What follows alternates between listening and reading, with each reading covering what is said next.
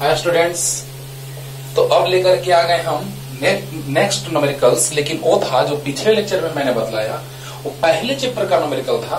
जो 4-5 न्यूमेरिकल बचे हुए थे उसको मैंने कंप्लीट किया था। लेकिन अब पुनः हम लोग आ गए नेक्स्ट जो हम लोग का चैप्टर चल रहा था, चैप्टर नंबर 2, उसमें आ गए। और उसमें हम क्वेश्चन जो जो करवाए हैं जिस स्टाइल में, वो सब लिखे हुए हैं। कैसे, सुनिएगा ध्यान से। क्वेश्चन नंबर, चैप्टर नंबर 2 चल रहा है, आपको पता है। इलेक्ट्रोस्टैटिक ऑफ कंडक्टर्स स्टार्ट करने ही वाले थे कि आप लोगों ने बोला कि सर न्यूमेरिकल पहले चैप्टर में जो बचा हुआ है कब कराइएगा सर, तो इसीलिए हम वो करवा दिए। और अब सोचे कि कैपेसिटर स्टार्ट, क्योंकि इलेक्ट्रोस्टैटिक ऑफ कंडक्टर्स पे क्वेश्चन है 16 नंबर, 16 नंबर क्वेश्चन जो है वो इलेक्ट्रोस्टैटिक ऑफ कंडक्टर्स पे है। तो हम वो टॉपिक पढ़ाने वाले हैं, अगला टॉपिक वही है, लेकिन उसी पे जो क्वेश्चन है वो उस टॉपिक को पढ़ाने के बाद ये 16 नंबर हो जाएगा, है ना। और उसके बाद कैपेसिटर में कैसे है सो देखिए, ध्यान से देखिएगा। 1 क्वेश्चन नंबर 1 और 2 हम वीडियो नंबर 4 में करवा दिए हैं, क्लियर। 3 अभी करवाएंगे। 4 नंबर क्वेश्चन एकदम इजी है ना। कंडक्टर जो है उसके अंदर में इलेक्ट्रिक फील्ड फाइंड करना है, सरफेस पे और आउटसाइड। तो आपको याद है कंडक्टर के अंदर इलेक्ट्रिक फील्ड 0 होता है, सरफेस पे KQ/R² होता है, कैपिटल R², और बाहर में होता है KQ/स्मॉल R²। बस डिस्टेंस दिया है, चार्ज दिया है, आंसर आ जाएगा। वो क्वेश्चन बनाएंगे तो बिना मतलब का टाइम वेस्ट होगा, बना के देखिएगा, आपसे बनेगा राइट।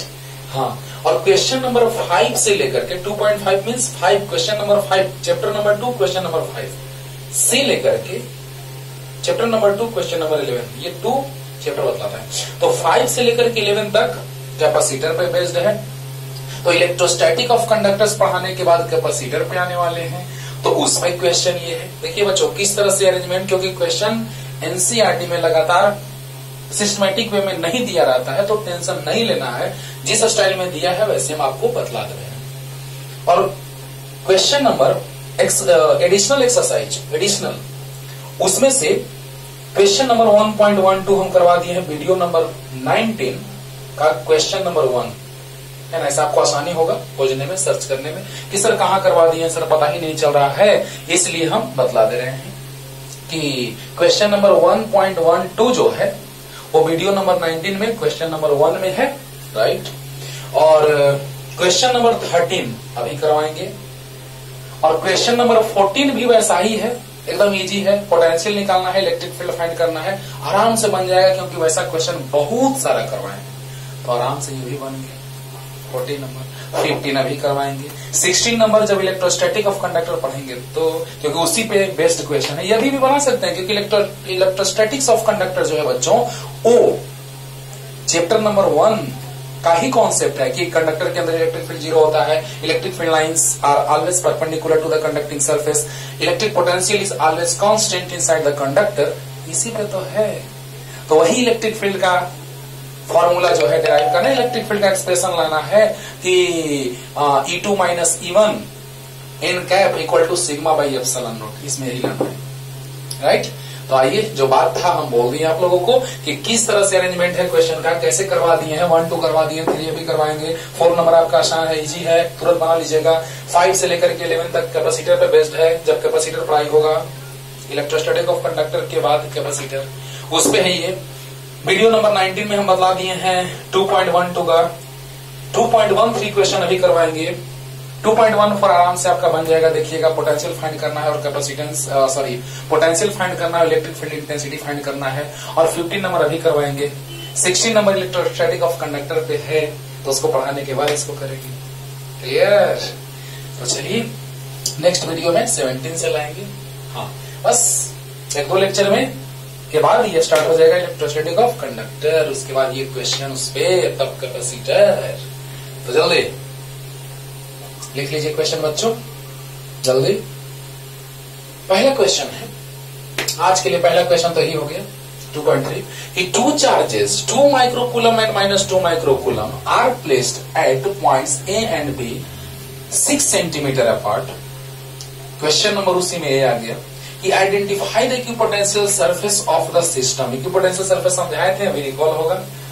और what is the direction of electric field at every point on this surface, उस सरफेस पे इलेक्ट्रिक फील्ड का डायरेक्शन क्या होगा। तो जल्दी यहां तक आ जाइए। अगला क्वेश्चन उसके बाद बताएंगे 13 नंबर क्या है, हम बोलेंगे, समझाएंगे, क्लियर हो जाएगा, क्योंकि क्वेश्चन आप लोग लिख लिए। राइट, तो देखा जाए बच्चों 2.3 नंबर क्वेश्चन सब लिख दिए कि किस वीडियो में है कि आपको आसानी होगा। चलिए ध्यान दीजिए, दो चार्जेस हैं, एक है +2 microcoulomb means +2 microcoulomb, Q1 equal to लिख लेते हैं +2 माइक्रोकूलम, और एक चार्ज है Q2 -2 माइक्रोकूलम। अब बोलिए बच्चों, जरा सा सोचिए कि पोटेंशियल, इक्वी पोटेंशियल सरफेस कहां होगा, यही फाइंड करना है। तो जरा सा बतलाइए आप हमको कि यहां पर चार्ज है +2 माइक्रोकूलम और यहां पे चार्ज है -2 माइक्रोकूलम। तो जल्दी से बतलाओ, अगर एक चार्ज कम होता था और एक चार्ज ज्यादा होता था और एक प्लस एक माइनस होता था, ऐसा क्वेश्चन मैंने इक्वी पोटेंशियल सरफेस पढ़ाने के बाद कराया है, तो याद कीजिए कि उस केस में क्या होता था कि पोटेंशियल 2 पॉइंट पे आता था, और वो चीज हम आपको बतलाए थे एनसीईआरटी के फर्स्ट क्वेश्चन में। देखना अभी एनसीईआरटी के फर्स्ट क्वेश्चन में है ना, तो लिखे हैं कि किस वीडियो में है, लिखा हुआ है वहां पे। तो उसमें हम बतलाए हैं 2 जगह पोटेंशियल आ रहा था 0, लेकिन इसमें देखिए तो चार्ज का मैग्नीट्यूड जितना यहां है उतना ही यहां है। चार्ज का मैग्नीट्यूड दोनों सेम है और बीच का डिस्टेंस 6 सेंटीमीटर है, तो पता चल गया कि मिड पॉइंट पे पोटेंशियल 0 होगा। क्लियर हो रहा होगा? अरे बोलो बोलो, यानी मिड पॉइंट पे पोटेंशियल 0 हुआ। इससे एक चीज सीखने को मिला, क्या बोलिए, कि मिड पॉइंट पे, ये मिड पॉइंट O मान लिए, और नहीं पता चलेगा तो हम ऐसे मान लेंगे यहां पर x होगा तो ये 6 - x होगा, सेंटीमीटर लेके चलते हैं।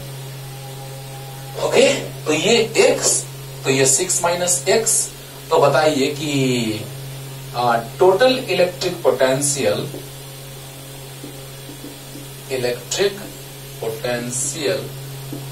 एट पॉइंट O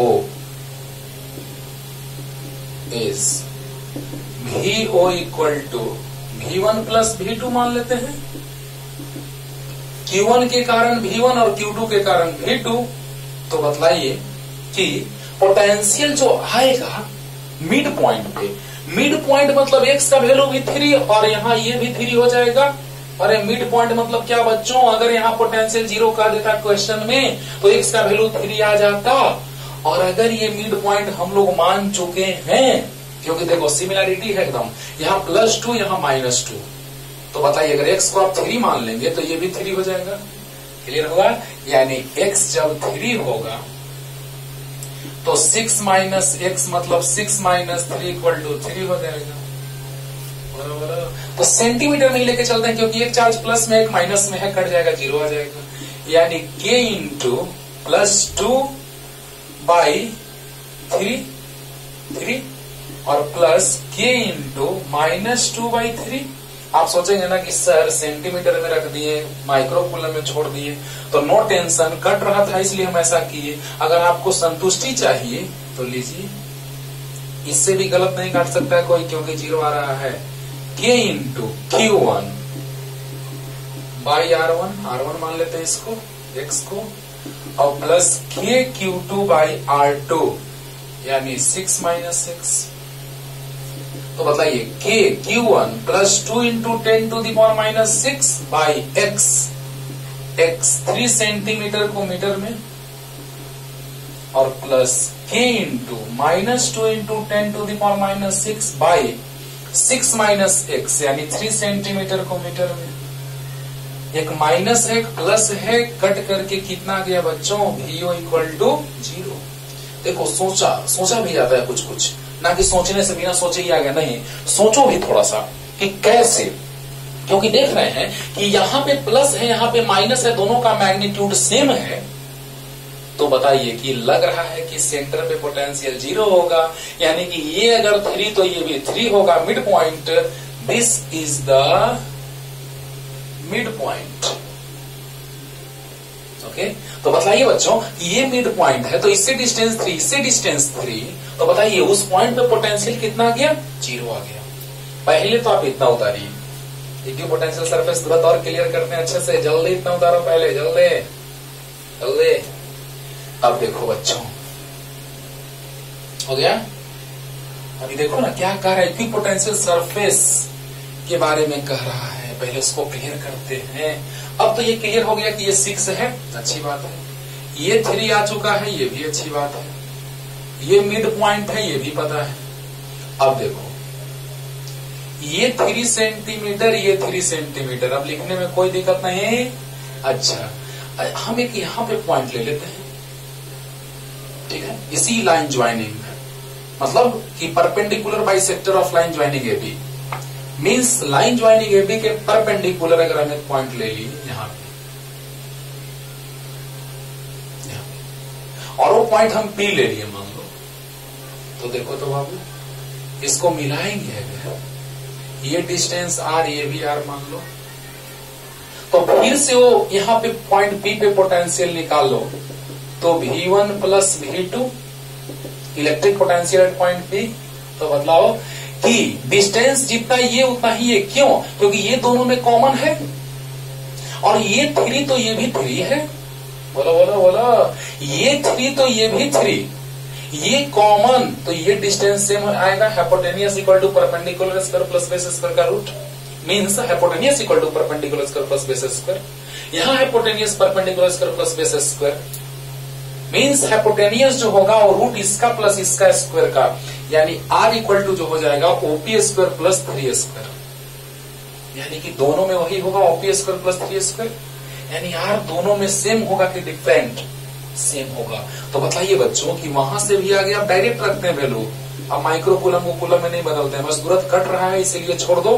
और के क्यू बाई आर, पोटेंशियल के लिए क्या चाहिए? चार्ज चाहिए और डिस्टेंस चाहिए, तो के क्यू बाई आर और plus K into minus Q by R, फिर से कट के कितना गया? प्लस माइनस 0 आ गया।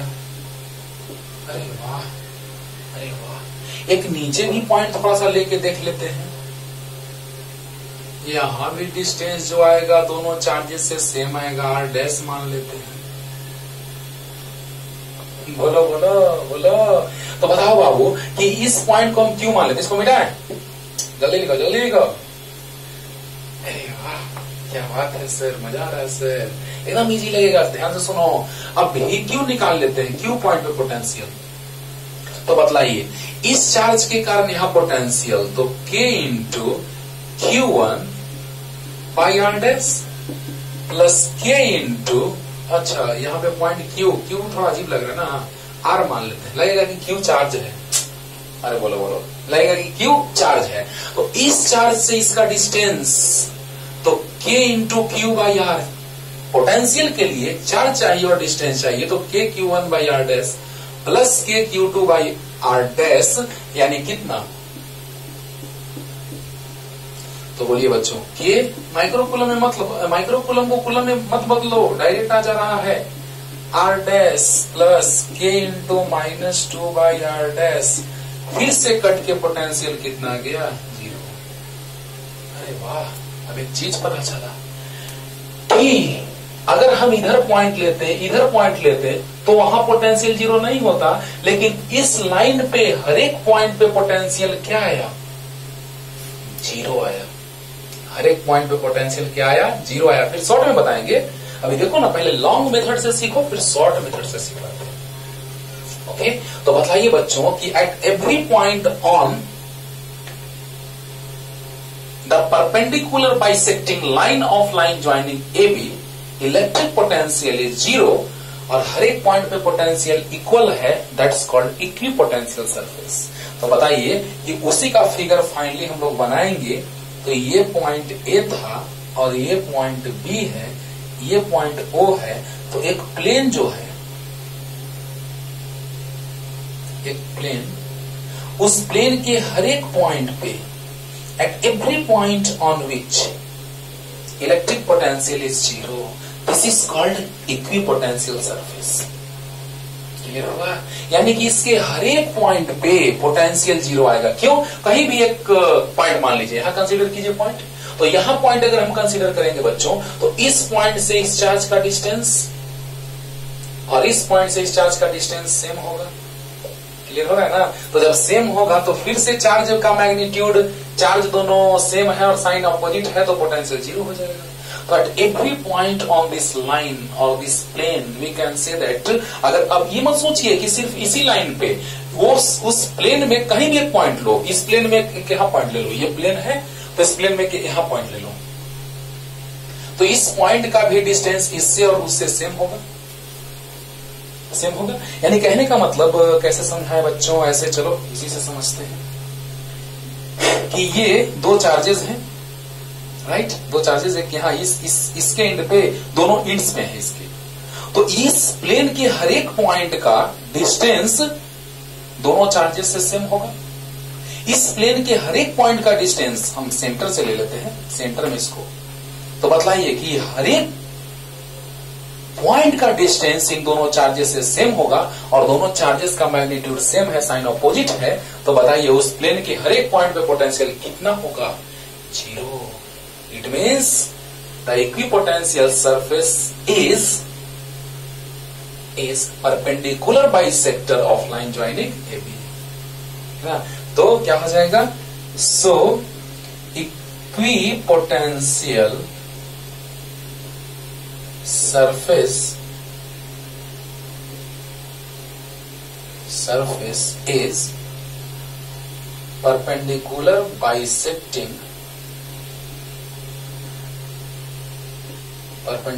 bisecting plane of line joining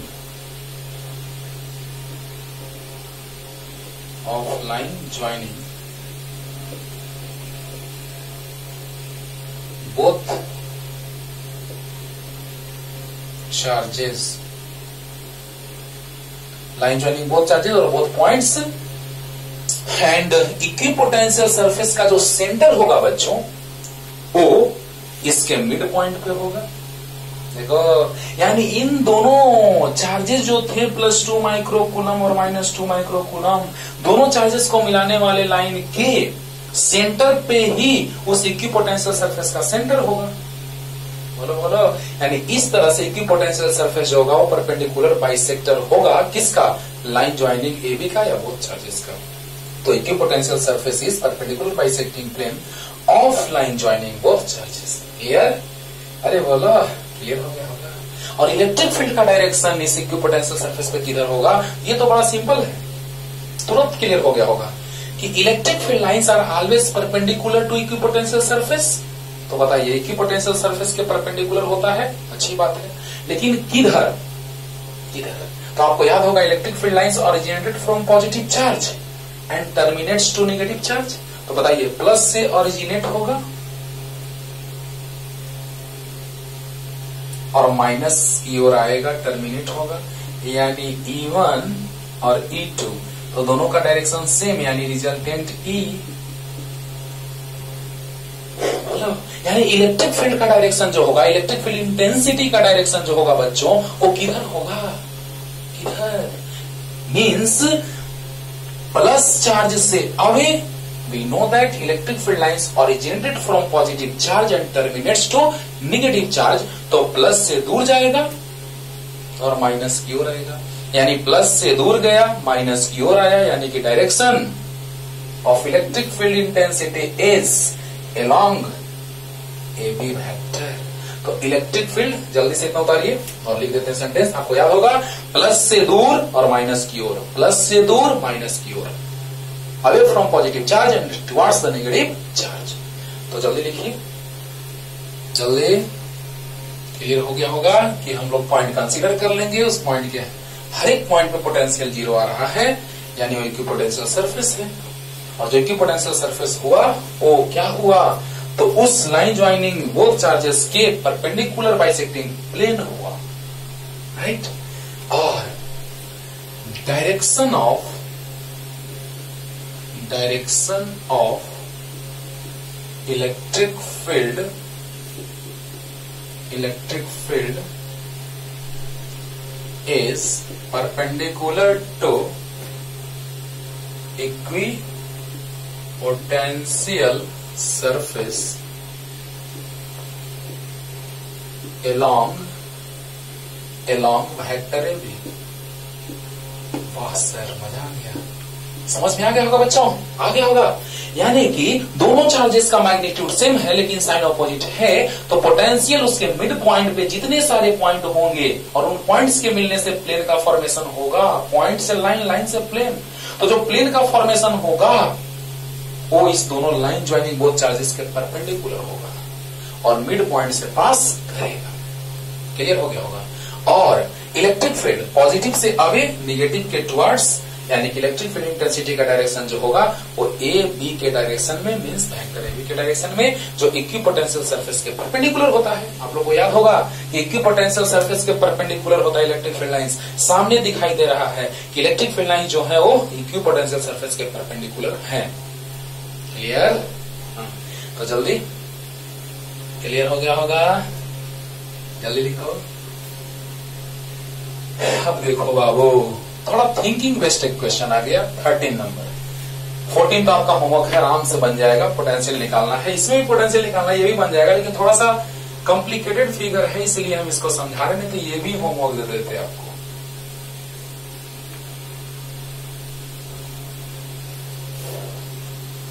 cube है जिसका साइड लेंथ बी है, जिसके हर एक वर्टेक्स पे, हर एक कॉर्नर पे स्मॉल क्यू चार्ज है। ये है question number 2.13, chapter number 2, question number 13। तो देखिए बच्चों, हर एक कॉर्नर पे क्या है? चार्ज क्यू है। तो पूछा जा रहा है आपसे कि इसके सेंटर पर जो इलेक्ट्रिक पोटेंशियल होगा वो कितना होगा और इलेक्ट्रिक फील्ड भी कितना होगा। इलेक्ट्रिक फील्ड के लिए तो जस्ट एकदम सिमेट्री लगा दीजिए, सोचिए और खत्म। कैसे? अभी समझाते हैं तुरंत। पोटेंशियल कैसे निकालेंगे? तो आपको याद होगा क्यूब का जो डायगोनल होता है ना, वो कितना। तो देखा जाए, ऐसे इमेजिन कीजिए, ध्यान से समझिए बच्चों।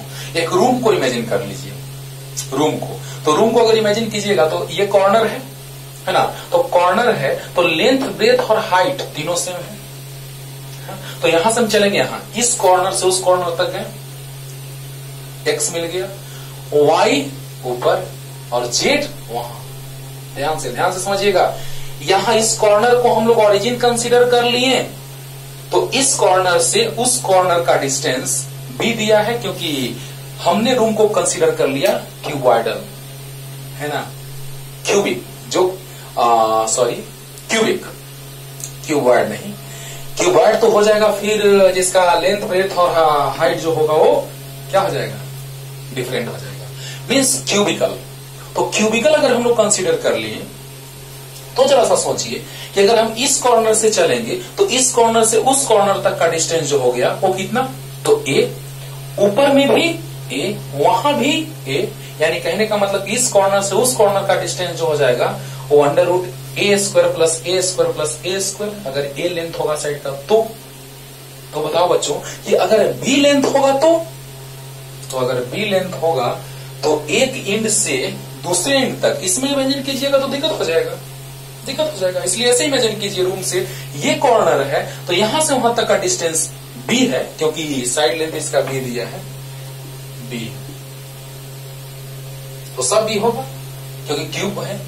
तो क्यूब जब है, क्यूबिकल शेप है, क्यूबॉइडल नहीं, क्यूबिकल शेप है, तो क्यूबिकल शेप होगा बच्चों, तो ये कॉर्नर है तो लेंथ बी, हाइट बी और बी, यानी कि तीनों बी, लेंथ, हाइट और ब्रेथ का बात किया जाए तो तीनों बी है, यानी कि यहां से वहां तक का जो रिजल्टेंट होगा वो कितना हो जाएगा? बोलिए कितना? तो under root A square plus B square plus C square, यानी कि इसका अगर लेंथ का बात किया जाए, इसमें समझिएगा तो दिक्कत हो जाएगा। अगर ऐसे समझना चाहते हैं तो ऐसे आगे कि ये है बी, ये भी है बी और ये भी है बी, ये एक्स, ये वाई, ये जेड, तो इस कॉर्नर से इस कॉर्नर तक का डिस्टेंस सबसे दूर वाला डिस्टेंस है, तो बड़ा कबक लगेगा। क्योंकि ये 3 डायमेंशनल पिक्चर है। ये सबसे पीछे में है और ये सबसे फ्रंट में है, यानी ये वाला जो कॉर्नर है वो ये है और ये वाला जो कॉर्नर है वो है। तो लग रहा है देखने में कि दोनों तो नजदीक है सर, नहीं, यही तो 3 डायमेंशनल का कमाल है। समझा ना बच्चों? तो सोचो जरा सा कि 3 डायमेंशनल फिगर जब रहे तो उसमें आपको सोचना है ढंग से कि ये कॉर्नर है, यहां से वहां तक का डिस्टेंस बी है, वहां से वहां भी बी, वहां से वहां भी बी, यानी ये बी, ये बी, ये भी बी, तो under root B square plus B square plus B square, यानी डायगोनल आएगा जो बॉडी बढ़ेगा वो कितना आ जाएगा? तो सोचो, एक कॉर्नर से दूसरे कॉर्नर तक का डिस्टेंस आ गया under root D equal to आ गया under root B square plus B square plus B square, यानी रूट 3 बी स्क्वायर, यानी रूट 3 बी। तो बताओ बाबू, ये जो कॉर्नर का डिस्टेंस हुआ, ये डायगोनल जो हुआ ओ, तो सेंटर से कॉर्नर का डिस्टेंस क्या होगा? तो so distance of corner from centre equal to D by 2, यानी रूट 3 बी बाई 2। सर मजा आ गया, मजा आ गया। सोचो, इसमें मत सोचो, एक रूम को इमेजिन कर लो, सबसे अच्छा तरीका है बाबू, सबसे अच्छे से समझने का तरीका यही है। बस यही सेट कर लो माइंड में कि अगर 3 डायमेंशनल है तो रूम को जो क्यूबॉइडल है ना, क्यूबॉइडल को ही क्यूब मान लो। जो रूम है तुम्हारा वो क्यूबॉइडल ही होगा, क्यूबिकल तो चांस कम ही रहता है ना। तो अभी क्यूब मान लो कि ये जो रूम है क्लासरूम या जो भी रूम, वो क्यूबिकल है। ओके, तो ये जो आप कॉर्नर देख रहे हैं, इस कॉर्नर से उस कॉर्नर का डिस्टेंस बी, ओ भी बी, तो यहां से उस कॉर्नर का डिस्टेंस रूट 3 बी। क्यों? क्योंकि root under B square plus B square plus B square root 3 B square, याद होगा। और बड़ी का डायगोनल जो होता है क्यूब में, वो आपको याद होगा कि रूट 3 इंटू साइड लेंथ होता है। अरे बोलो बोलो।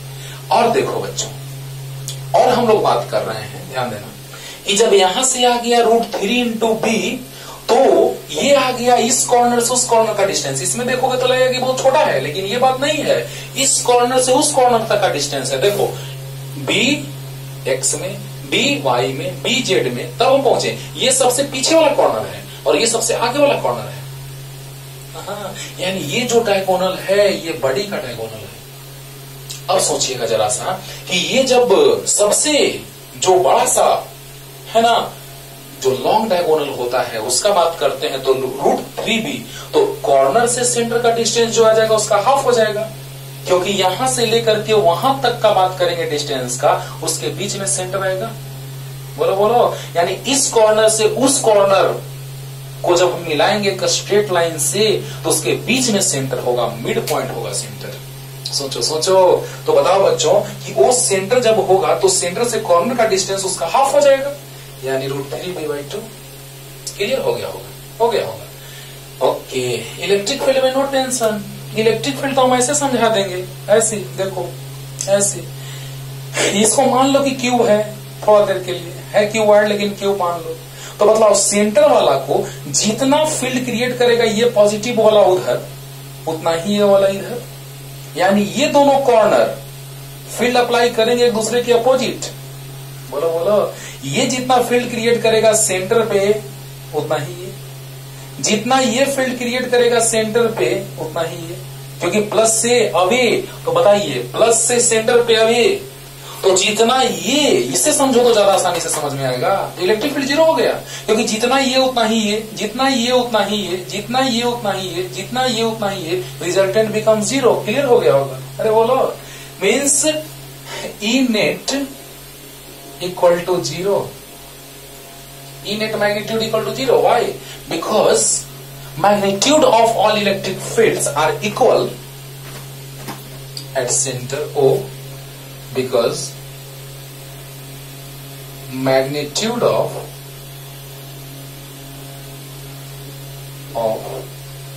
all electric fields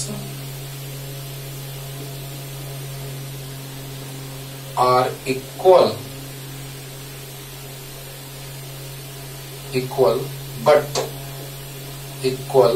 but opposite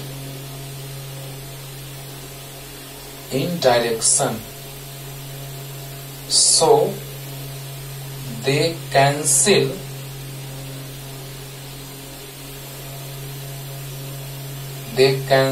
to each other। देखिए बच्चों, यही रीजन लिख दीजिएगा, काम हो जाएगा।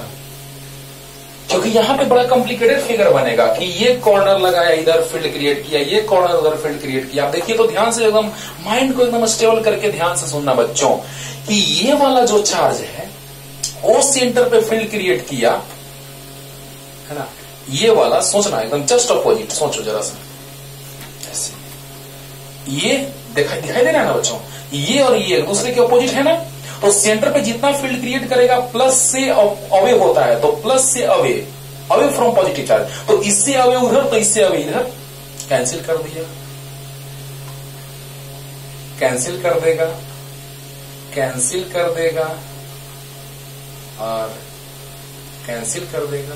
मीन्स 4 पेयर्स बनेंगे, 8 कॉर्नर्स तो 4 पेयर्स, तो जितना ये फील्ड क्रिएट करेगा कॉर्नर वाला पे उधर, उतना ही ये वाला कॉर्नर वाला फील्ड क्रिएट करेगा इधर, तो दोनों ये उधर और ये इधर, मीन्स दोनों एक दूसरे को क्या करेंगे, कैंसिल कर देंगे। क्लियर हो गया होगा। जितना फील्ड क्रिएट करेगा ये कॉर्नर पे उधर, उतना ही ये क्रिएट करेगा इधर, जितना ये क्रिएट करेगा उधर, उतना ही ये क्रिएट करेगा उधर, ऐसे ऐसे कितने पेयर्स, 4 पेयर्स, 4 2 जा 8, तो कैंसिल कर देगा। अरे बोलो, अब देखो, यानी कि देखो, नहीं अगर दिखाई दे रहा होगा अच्छे से तो हम बोल दे रहे बच्चों, E net equal to 0 because magnitude of all electric field are equal but opposite in direction, so they cancel to each other, है ना। तो इलेक्ट्रिक फील्ड सेंटर लिख देते हैं, net electric field at centre equal to 0। Clear हो गया होगा। देखो बच्चों ध्यान देना, ये जितना इधर फील्ड क्रिएट करेगा उतना ही वाला इधर क्रिएट करेगा, जितना ये इधर उतना ही वो उधर, यानी कि ऐसे ऐसे 4 पेयर्स बने, तो 4 2 जा 8, कैंसिल कर दिया। क्लियर। लेकिन पोटेंशियल पॉजिटिव चार्जेस हैं। क्लियर हुआ, इलेक्ट्रिक फील्ड क्लियर हुआ कि नहीं हुआ बच्चों, कि 4 पेयर्स हैं 2 2 चार्जेस के। एक समझो कि ऐसे सेंटर पे पॉइंट है, जितना फील्ड क्रिएट करेगा ये प्लस वाला इधर, उतना ही ये वाला क्रिएट करेगा फील्ड इधर। अरे बोलो, वैसे ही 3 पेयर और अप्लाई करेंगे फील्ड वहां पे, तो कैंसिल कर देंगे। जैसे ये दोनों कैंसिल किया, वैसे ही ये, वैसे ही ये, वैसे ही ये, और 4 2 जा 8। क्लियर। ओके, तो लिख दिए हैं। क्लियर हो गया होगा। लेकिन इस डिस्टेंस का रिक्वायरमेंट यहाँ पे इसलिए नहीं पड़ा ना क्योंकि 0 हो गया, इसलिए नहीं पड़ा क्योंकि 0 हो गया। नहीं तो मैग्नीट्यूड निकाल दे तो बिना मतलब का टाइम वेस्ट होता।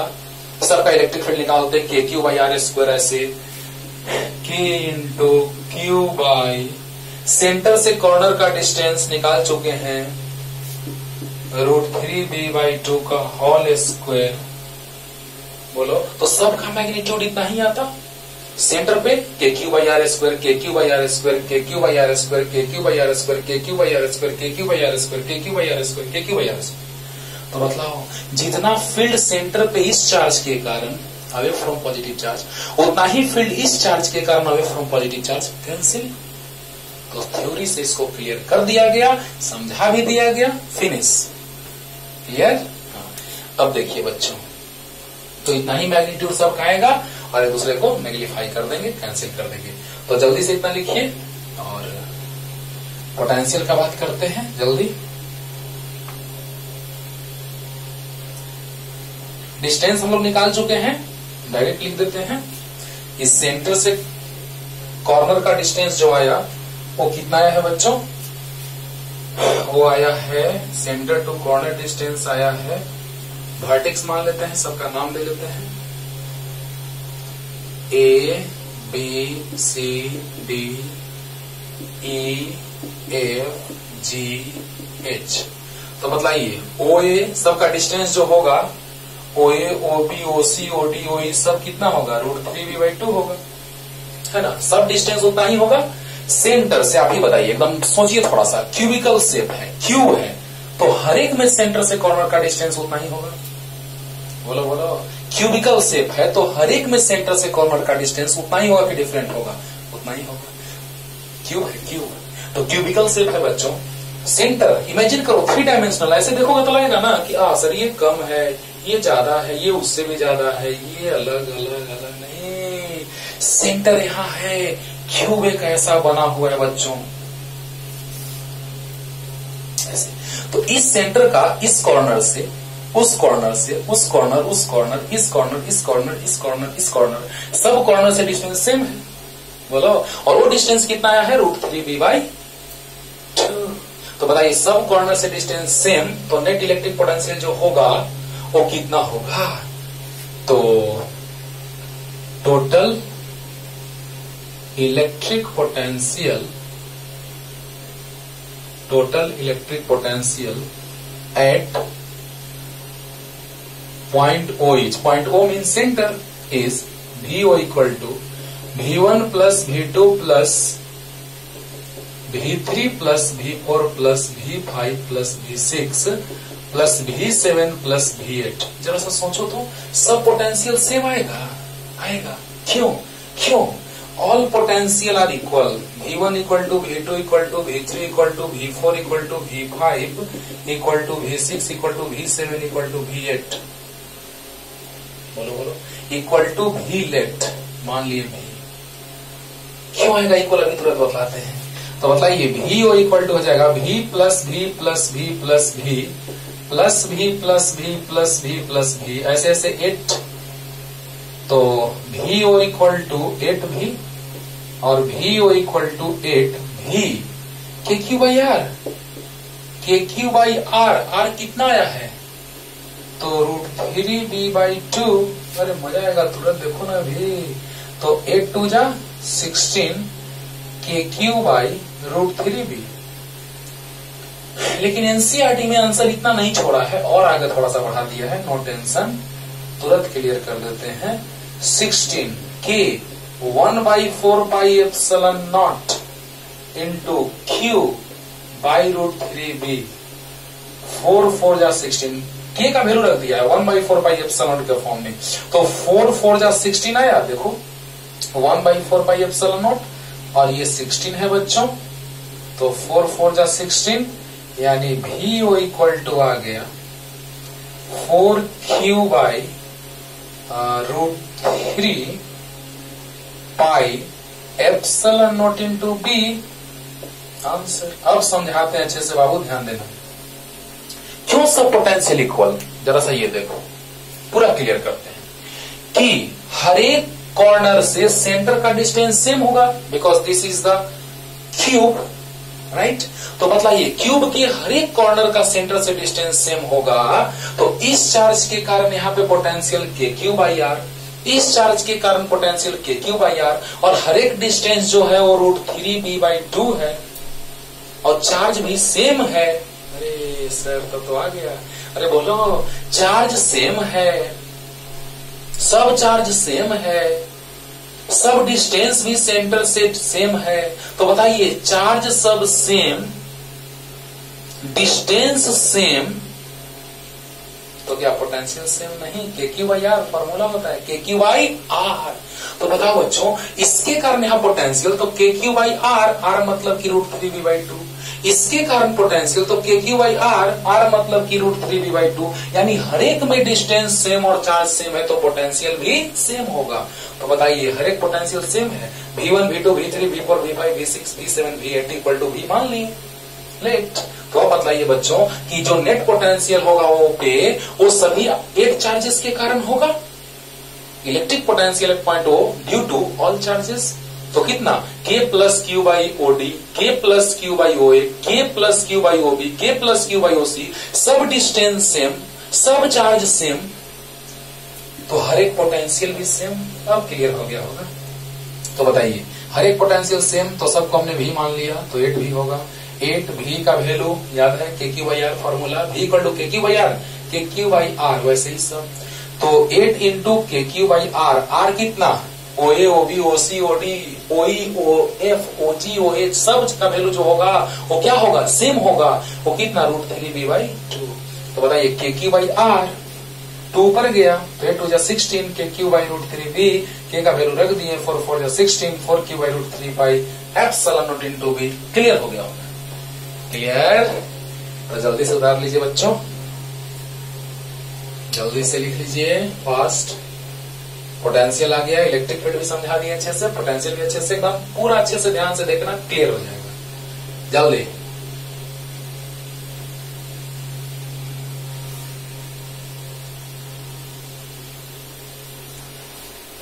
अब एक अच्छे क्वेश्चन की ओर हम लोग आ रहे हैं बच्चों। अच्छा तो ये भी था, ये भी बहुत ही अच्छा क्वेश्चन है। 15 नंबर 14 आप आराम से बना लीजिएगा। पोटेंशियल इलेक्ट्रिक फील्ड निकालना है, आराम से बन जाएगा। 15 नंबर question, A spherical conducting shell of inner radius r1 and outer radius r2 has charge q। Oh this is just like a ball. Ball नहीं होता है, बीच में मटेरियल होता है ना, जस्ट लाइक दैट। तो ये रेडियस r1 है बच्चों और ये रेडियस r2 है ना। क्वेश्चन में दिया है कि स्फेरिकल कंडक्टिंग सेल, कंडक्टर है यानी यहां पे कंडक्टिंग मटेरियल रहा होगा, यहां पे कंडक्टिंग मटेरियल रहा होगा, अच्छी बात है। Shell of inner radius r1 and outer radius r2 है चार्ज q, यानी कि इसके पास कितना चार्ज है, q है। और आपको याद होगा कि चार्ज जो होता है वो कंडक्टर के सरफेस पे डिस्ट्रीब्यूटेड होता है, याद होगा। अभी भी दिखाते हैं, अभी भी स्टाइल मारते हैं थोड़ा सा यहाँ पे भी। तो बताओ, ये बात तो दिमाग में सेट रखना, बहुत बार रिपीट किए हैं कि total charge is equally distributed और reside at the outer surface of the conductor, right. हाँ, कब, जब यूनिफॉर्मली डिस्ट्रीब्यूशन का बात आएगा तो इक्वली डिस्ट्रीब्यूटेड, यानी उसका शेप अगर रेगुलर वे में होगा, हर जगह सेम होगा, है ना, तो वहां पर चार्ज का डिस्ट्रीब्यूशन इक्वली होगा। अब देखिए, spherical conducting shell of inner radius r1 outer radius r2 है चार्ज q। वाह, चार्ज q।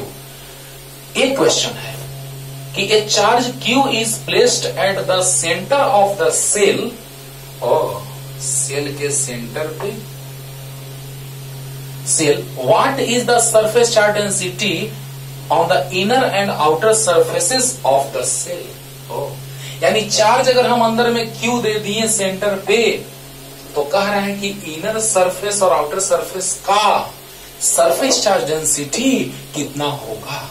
एकदम सिंपल, ध्यान से सुनना, एकदम मजा आएगा बच्चों, ध्यान से। आपको याद होगा कि जब कंडक्टर होता है तो चार्ज का इंडक्शन होता है, कंडक्टर तो चार्ज का इंडक्शन, याद होगा, स्टार्ट ही किए थे चैप्टर में, चार्जिंग ड्यू टू इंडक्शन, है ना, charging due to friction, charging due to induction.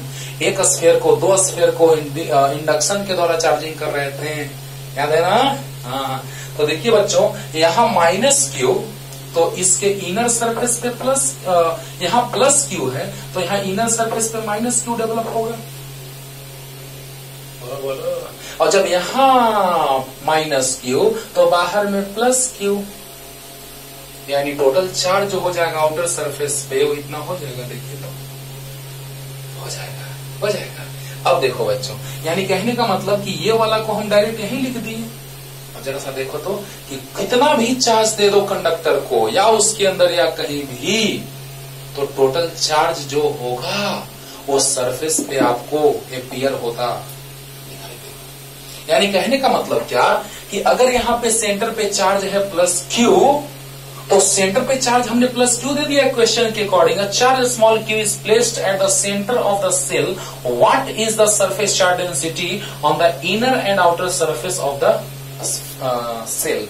तो बताइए, ऑफ द सेल, तो बताइए सेंटर पे हमने +q चार्ज दिया तो इंड्यूस्ड होगा चार्ज, क्योंकि कंडक्टर में इंडक्शन की बातें होती हैं, तो यहाँ +q तो यहाँ -q होगा। और जब यहाँ पे -q तो बाहर में +q, और यही बाहर वाला +q हम यहाँ पे लिख दिए। बोलो, तो मिटा दें, यहाँ लिख दिए, यानी इसको हटा देते हैं। अरे भाई, चारों तरफ पूरे पे, यानी ऐसे यहाँ प्लस, यहाँ पूरे पे माइनस, यहाँ पूरे पे प्लस, ये मत सोचो कि सिर्फ एक जगह, पूरे पे plus.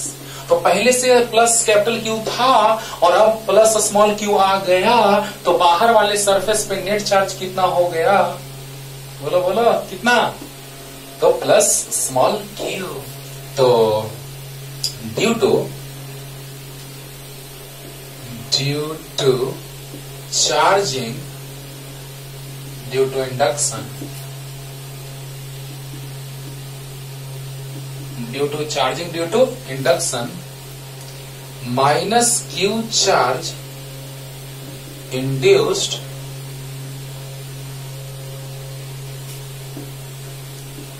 at the inner surface of the cell and plus small q at its outer surface. At its outer surface. तो बताइए इनर सरफेस पे माइनस क्यू, आउटर सरफेस पे प्लस क्यू, तो total charge at outer surface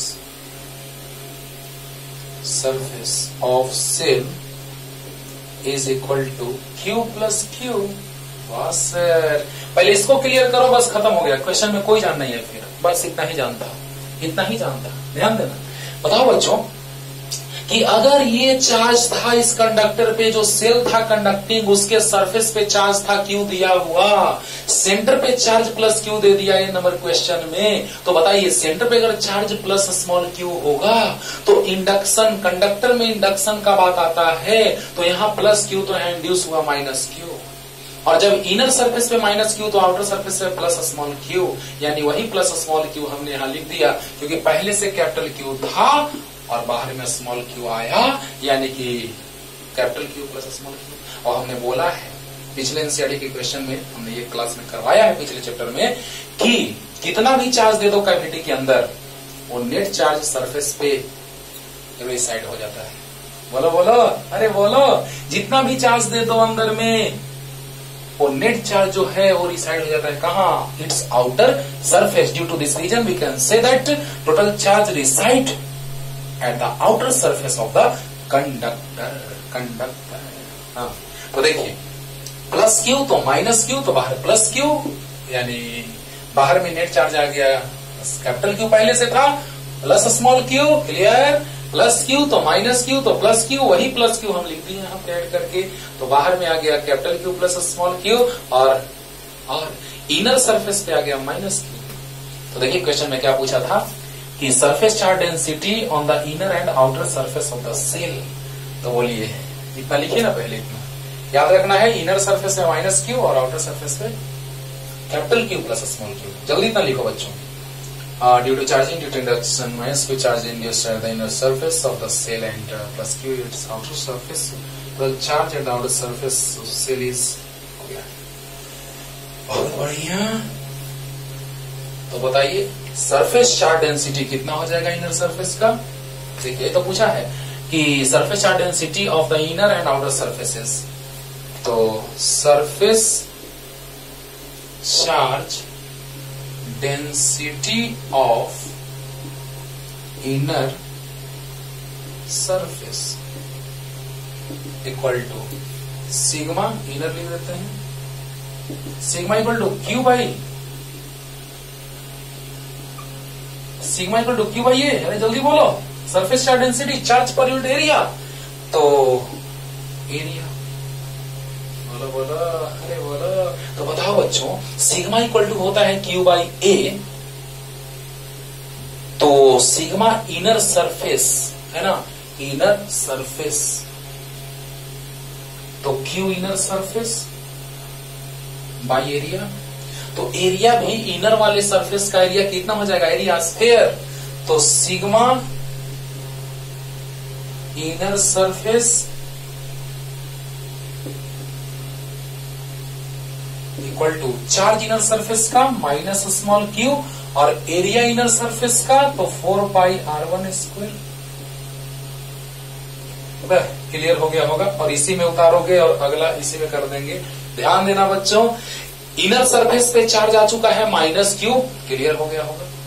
inner surface पे charge -q clear हो गया है, और इनर सरफेस का एरिया जो है वो 4πr², r मतलब r1², क्योंकि इनर सरफेस का रेडियस r1 है। देखो, इनर रेडियस r1 और आउटर रेडियस r2, क्लियर। तो बताइए, surface charge density find out करना है, तो सरफेस चार्ज डेंसिटी के लिए चार्ज चाहिए और एरिया चाहिए। चार्ज इनर सरफेस पे -q है और एरिया इनर सरफेस का 4πr1², क्लियर है ना। जल्दी लिखो, और तुरंत इसी में चेंज कर देंगे आउटर सरफेस के लिए। जल्दी हो गया, हाँ इसको लिख लो जल्दी। अब देखो बच्चों, surface charge density of outer surface, तो यहां क्या लिख देंगे, आउटर। आप लोग लिख लिए हैं, हम ये मान चुके हैं कि आप लिख लिए आउटर सरफेस, तो Q outer surface by area outer का, एडस मान लेते हैं आउटर का, उसका ए और इसका एडस। अब बतलाओ, sigma surface charge density sigma outer equal to, अब ध्यान दो बच्चों, आउटर चार्ज कितना आउटर सरफेस का, तो Q प्लस Q, और एरिया आउटर सरफेस का, तो रेडियस आउटर वाला 4πr²। अरे यार बोलो यार, अरे बोलो यार, क्लियर हो गया होगा यार। देखो बच्चों, इनर सरफेस का लिए थे तो इनर सरफेस का चार्ज और इनर सरफेस का एरिया लिए थे, क्लियर हो गया होगा। इनर सरफेस तो इनर सरफेस का चार्ज, इनर सरफेस का एरिया, तो -q/4πr1², और आउटर सरफेस लिए तो आउटर सरफेस का चार्ज और आउटर सरफेस का एरिया, तो चार्ज और एरिया 4πr2², क्लियर क्लियर। तो जल्दी से बना लो बच्चों, उसका एक बी पार्ट भी है जो हम क्लास में भी फर्स्ट चैप्टर में समझा चुके हैं, लेकिन फिर यहां समझाने जा रहे हैं, ठीक है ना भाई। जल्दी हो गया। अब देखो बच्चों, आपको याद होगा कि कंडक्टर के अंदर इलेक्ट्रिक फील्ड 0 होता है, कंडक्टर के अंदर इलेक्ट्रिक फील्ड 0 होता है। देखिएगा क्या कर रहा है, is the electric field inside a cavity with no charge, 0 is 0, समझिएगा ध्यान से, is the electric field inside a cavity 0 with no charge, मतलब चार्ज नहीं है, 0 होगा, मतलब 0 है, इज है। Even if the cell is not a spherical but has any irregular shape, explain। मतलब कोई भी शेप रहे, चाहे वो स्फेरिकल रहे या न रहे, पहले स्फेरिकल के लिए समझाते हैं।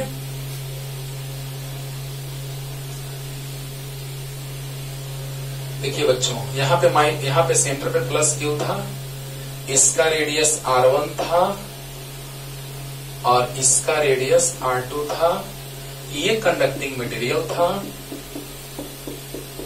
समझिएगा, बी पार्ट का बात करने जा रहे हैं, बी पार्ट, ध्यान से समझो, मजा आएगा। यहाँ पे +q है तो यहाँ -q, इंड्यूस, तो बाहर में पहले से q था +q, और यहाँ पे +q तो यहाँ -q, तो आउटर सरफेस पे +q, यानी उसी को हम लिख देते हैं। तो इतना तो क्लियर है, +q तो इंडक्शन -q, तो बाहर में +q यहाँ लिख दिया। तो बताइए, अगर हम यहाँ पे गॉसियन सरफेस ड्रॉ करें,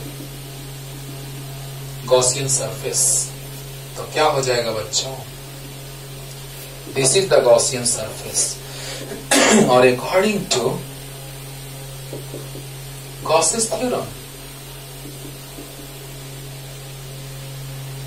बार बार हम बोले हैं आप लोगों को, ऐसे तो हम स्टार्टिंग से चैप्टर अभी यहाँ पे नहीं, यूट्यूब पे अपलोड तो अभी कर नहीं रहे हैं, लेकिन क्लासरूम में ये चीज बहुत डिटेल में जिक्र किया गया है, बहुत डिटेल में। बार बार एक ही बात हम कहते थे, बार बार, कि गॉसियन सरफेस का, गॉसेस थ्योरम का अप्लाई करो तो गॉसियन सरफेस का एरिया लेना और गॉसियन सरफेस के अंदर का चार्ज लेना, total charge inside the Gaussian surface, this is sigma Q, means total charge inside the Gaussian surface. याद करो बच्चों, याद करो। तो बताओ, अभी हम स्फेरिकल शेप लेके चले हैं, स्फेरिकल हो या ना हो, सेल हो या ना हो, सेल स्फेरिकल हो या ना हो, किसी भी केस में इलेक्ट्रिक फील्ड का वैल्यू इनसाइड द कंडक्टर जो होगा या कैविटी के अंदर इलेक्ट्रिक फील्ड जो होगा वो 0 होगा। इज द इलेक्ट्रिक फील्ड, यही तो कह रहा है, ये होगा या है, तो हाँ एकदम है। कैसे? अभी देखो, Is the electric field inside a cavity with no charge zero even if the cell is not spherical but has any irregular shape? Explain. वही तो explain करना है. पहले तो हम yes लिखेंगे. Yes, electric field inside the conductor is zero. Either its size or shape is regular or irregular or spherical or not spherical. Right? तो बताइए कि यहां पर अकॉर्डिंग टू गॉसिस थ्योरम चलेंगे तो ये कह दिया है कि विथ नो चार्ज मतलब कोई भी चार्ज नहीं है, यानी कि नेट चार्ज कितना है कैविटी में? जीरो. और ऐसे भी देखिए यहाँ पे जीरो है कि नहीं है. कंडक्टर के अंदर इलेक्ट्रिक फील्ड जीरो होता है, ये भी पता चल रहा है. तो minus Q plus Q, net charge zero आ गया. और बताइए बच्चों, E D A cos theta integration loop है ना, इंटीग्रेशन लूप, और इलेक्ट्रिक फील्ड किसी फिक्स पोजीशन पे फिक्स होगा. तो चलिए ना अभी इंटीग्रेशन में रखते हैं. और जीरो. अब बताइए E इक्वल टू जो आएगा वो zero by something equal to zero. बस नेट चार्ज अगर जीरो है वो शेप स्फेरिकल रहे या ना रहे, पहले तो हम स्फेरिकल के लिए समझा रहे हैं. ध्यान दीजिएगा बच्चों, बहुत बार ये काम देगा, बहुत काम देगा. ध्यान से समझना है कि अगर हम लोग एक गॉसियन सरफेस कंडक्टर के अंदर ले लिए तो कंडक्टर के अंदर इलेक्ट्रिक फील्ड जीरो आ गया. अभी तुरंत आया. देखो देखो, इसको और बढ़ा दे एक लाइन. लो ई बाहर आ गया और D A cos theta equal to zero. ये नीचे जाएगा, जीरो बाई समथिंग जीरो. अब ठीक है, अब खुश. हाँ, तो देखो बच्चों, ध्यान देना बच्चों कि इलेक्ट्रिक फील्ड अंदर में जो आया वो जीरो आया कंडक्टर के अंदर. यही बात तो हम स्फेरिकल लेके समझाएंगे अभी, और फिर इरेगुलर शेप लेके समझा रहे, बस काम खत्म हो जाएगा, है ना. तो पहला नंबर तो पता चल गया कि कंडक्टर के अंदर इलेक्ट्रिक फील्ड जीरो होता है. इज जीरो है तो यस जीरो है. चार्ज नहीं है तो इलेक्ट्रिक फील्ड जीरो है. यस. चार्ज जीरो नहीं है का मतलब चार्ज नेट जीरो हो सकता है या चार्ज नहीं रह सकता है ना. चार्ज चाहे तो इसके अंदर गॉसियन सरफेस के अंदर चार्ज जीरो होगा यानी नहीं होगा, या algebraic sum of all charges equal to zero. तो बताइए, यहां प्लस क्यू तो यहां माइनस क्यू. बोलो बोलो, यहां प्लस क्यू तो यहां माइनस क्यू आया, रिड्यूस हुआ, तो बाहर में प्लस क्यू जो हम यहां लिखे हैं. बोलो, तो बताओ बच्चों कि गॉसियन सरफेस के अंदर नेट चार्ज जीरो आया, plus Q minus Q zero, तो जीरो. चार्ज जीरो, अगर चार्ज जीरो तो इलेक्ट्रिक फील्ड जीरो, चाहे वो शेप रेगुलर हो या इरेगुलर हो. अब हम इरेगुलर शेप भी ले लेंगे, इसी को हम इरेगुलर शेप मान लिए. मान लो अभी रुको ना, अभी तुरंत इसको समझ लो ध्यान से कि इलेक्ट्रिक फील्ड कंडक्टर के अंदर जीरो आया कि नहीं आया. ये गॉसियन सरफेस है बच्चों, समझना ध्यान से. ये है गॉसियन सरफेस. तो गॉसियन सरफेस के अंदर नेट चार्ज कितना आया? Plus Q plus minus Q, यानी नेट चार्ज जीरो. जीरो कैसे? Plus Q plus minus Q लिख दें. चलो, plus Q plus minus Q, तो कट के कितना? जीरो. तो zero, zero by something equal to zero. अरे बोलो, plus Q plus minus Q, net charge zero, zero by something zero. यानी अब आ गया ई integration loop D A cos theta equal to zero. तो ये नीचे आएगा तो इक्वल टू जीरो. बोलो, यानी कि गॉसियन सरफेस के अंदर चार्ज नहीं था तो भी इलेक्ट्रिक फील्ड जीरो, और चार्ज अगर है लेकिन resultant charge zero, plus Q plus minus Q, तो भी इलेक्ट्रिक फील्ड जीरो. बोलो बोलो, तो बताओ बच्चों कि इलेक्ट्रिक फील्ड जीरो आ गया कंडक्टर के अंदर. ये तो स्फेरिकल था. अब स्फेरिकल ना लेंगे तो भी क्या होगा, तो जल्दी से इतना लिख लीजिए पहले. या तो स्फेरिकल हो या ना हो तो ऐसा, तो ना हो तो कैसा. हो गया जल्दी. कॉन्सेप्ट क्लियर करो बच्चों, रट के नहीं पढ़ो, कुछ काम नहीं देगा. रट करके बस डिग्री लिया जा सकता है. कॉन्सेप्ट सीखना है तो समझो. अब मान लो इरेगुलर शेप कैसा भी ले लीजिए, irregular conductor.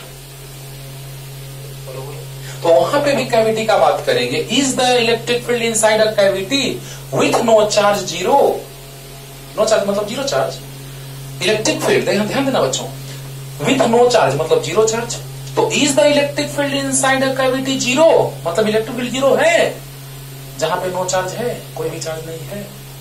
Even if the cell is not spherical, but has any irregular shape, मतलब स्फेरिकल नहीं है, कोई इरेगुलर शेप नहीं, इरेगुलर शेप। तो बताइए बच्चों कैविटी, तो कैविटी का बात करेंगे तो हम अंदर में गॉसियन सरफेस ड्रॉ कर दिए, तो यहां पे कोई चार्ज नहीं है, नहीं है, कोई चार्ज नहीं है। तो चार्ज जब नहीं है, no charge, with no charge, तो बताइए चार्ज नहीं है तो हम लोग गॉसेस थ्योरम ही तो कहता है, according to Gauss's theorem E dot D A equal to net charge inside the Gaussian surface divided epsilon naught. जब गॉसेस थ्योरम अप्लाई करते हैं तो एरिया लेते हैं गॉसियन सरफेस का और चार्ज लेते हैं total charge inside the Gaussian surface. तो क्या है, ये है गॉसेस थ्योरम और ये है Gaussian surface, this is the Gaussian surface, और ये अकॉर्डिंग टू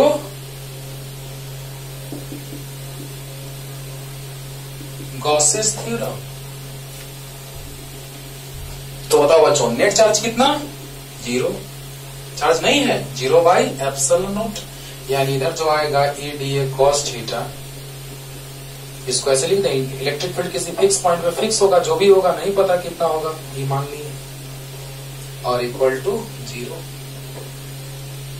तो ये नीचे आएगा something, 0 by something equal to 0। अरे वही एक्सप्रेशन, वही डेरिवेशन, चार्ज 0 तो इलेक्ट्रिक फील्ड 0 हो गया। हाँ, और अगर यहां भी गॉसियन सरफेस ड्रॉ करते बच्चों, ध्यान देना, ध्यान दो, मान लो कि नहीं सर चार्ज 0 आया, अच्छी बात है, खुश है, ये सब बताया हुआ है फर्स्ट चैप्टर में, ये सब समझाया हुआ है, एक क्वेश्चन लेकर के हम समझाएं। अब मान लीजिए आपका मन है कि नहीं सर हम ऐसे नहीं करेंगे, चार्ज रखेंगे हम, चार्ज 0 जरूरी है कि चार्ज 0 हो सकता है कि चार्ज रहे, लो ले लो, ध्यान दो बच्चों, जल्दी जितना लिख लो जल्दी जल्दी। अब देखो एक और हो सकता है केस कि यहां पे कोई चार्ज रहे, हम ले लिए प्लस क्यू चार्ज, तो जब यहां प्लस होगा तो यहां पे माइनस होगा, तो बाहर में प्लस होगा। अरे बोला बोला बोला, तो बताओ बच्चों कि जब सेंटर पे हम प्लस चार्ज ले लिए कैविटी में, this is the cavity, cavity मतलब बीच का खाली जगह, ये है कंडक्टिंग मटेरियल। तो कैविटी के अंदर चार्ज प्लस क्यू, तो प्लस क्यू तो ये है कंडक्टर,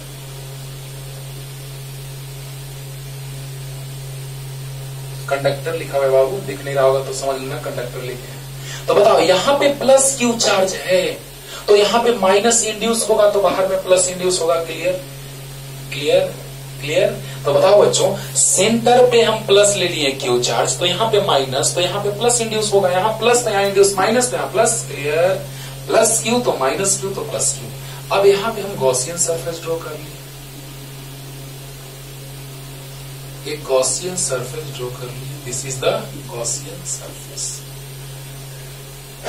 तो अब बताइए फिर से गॉसियन सरफेस के अंदर कंडक्टर के अंदर इलेक्ट्रिक फील्ड फिर से 0 आने जा रहा है बच्चों, बस 0।